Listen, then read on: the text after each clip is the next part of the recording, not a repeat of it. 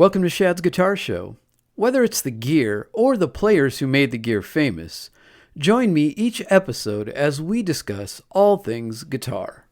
Well, hey there, and welcome back to another exciting episode. I always say that now. I don't want to forget, because they are exciting. Another exciting episode of Shad's Guitar Show.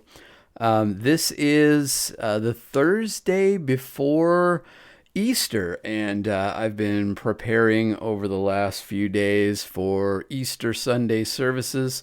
If you're a church person, then you know this is one of the big Sundays. This and Christmas Eve, Easter Sunday and Christmas Eve are obviously a couple of days when a lot of people come to church, and that's cool. And a lot of us go to church all the other Sundays, and some of us just some of the Sundays, and whatever you're doing, that's cool. And I'm off on a tangent here, so let me reel myself back in and get focused on this episode. So today, I want to talk about one of my I'm always hesitant, one of my favorite players, and I guess that sort of changes based on my moods, but somebody who has become more of an influence, I would say, and somebody that I've gotten into quite a bit more recently, but that makes sense just because of my Gretsch kick and all that. So today I want to discuss with you 3 reasons why Brian Setzer rules. So, as you well know at this point, I'm consumed by a Gretsch and associated Gretsch artist obsession that shows little signs of letting up for the foreseeable future. But my interests have turned on a dime in the past, so we'll just have to see where all of this goes.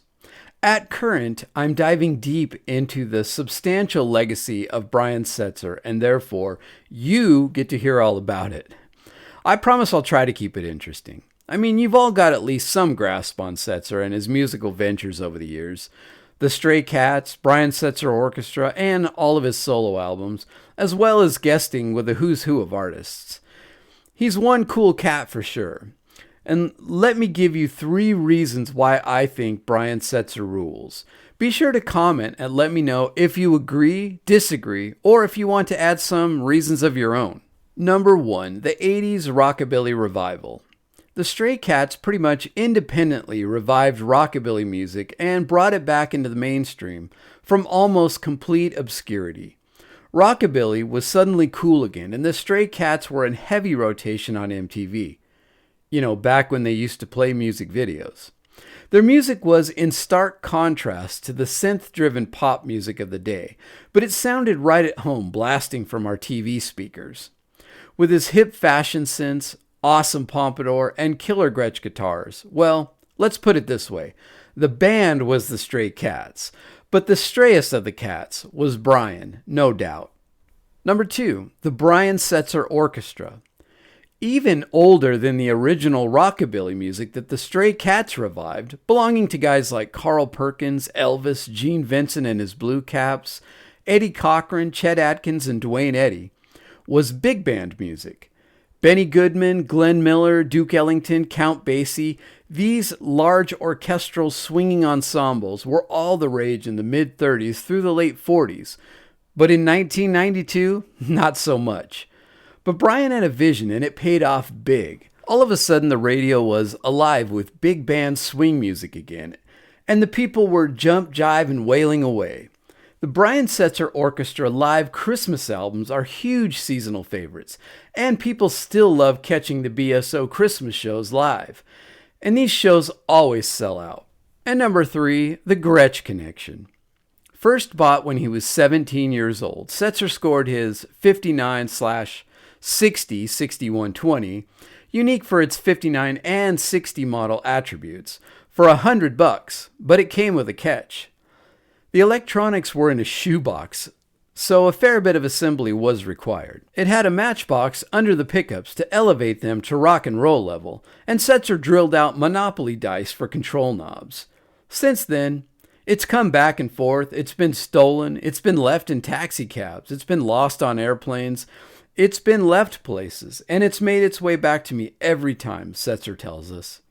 Even though the 6120 is technically a model designed for Chet Atkins, I'd venture to say that the majority of players these days who see that unmistakable Gretsch orange immediately think Brian Setzer.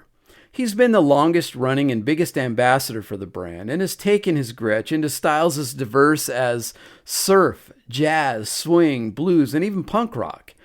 He's kept the Gretsch brand cool for decades, and with a slew of signature models to his credit, that won't likely change anytime soon. Brian embodies everything that makes a great guitar player. Virtuosic guitar skills, a catalog of incredible music, awesome vintage gear, and a legendary guitar with a cool story a la guys like SRV, Roy Buchanan, Malcolm Young, Brian May, and Neil Young. He also introduced us to artists from the past and has been a gateway for many of us to explore the early rockabilly pioneers. And, though I've never met him, he seems like he'd be a great guy to hang with. And at 66 years old, he's still as cool as ever. Brian has had some health issues in the recent past, and I for one hope that he can overcome these challenges and get back out there to continue bringing great music and memorable performances to us all. It's my goal to catch a Stray Cats show while the opportunity still exists. Fingers crossed. If you enjoyed this episode on Brian Setzer, please share it with a guitar-playing or music-loving friend. Also, leave me a rating on whatever platform you're listening on. That helps the show a lot. Since you'll undoubtedly be on YouTube soon, head over to Shad's Guitar Show and make sure to subscribe. There's some great content there to check out. Also, follow me at Shad's Guitar Show on Instagram. And, as always, thank you for coming along for the ride as we discuss all things guitar.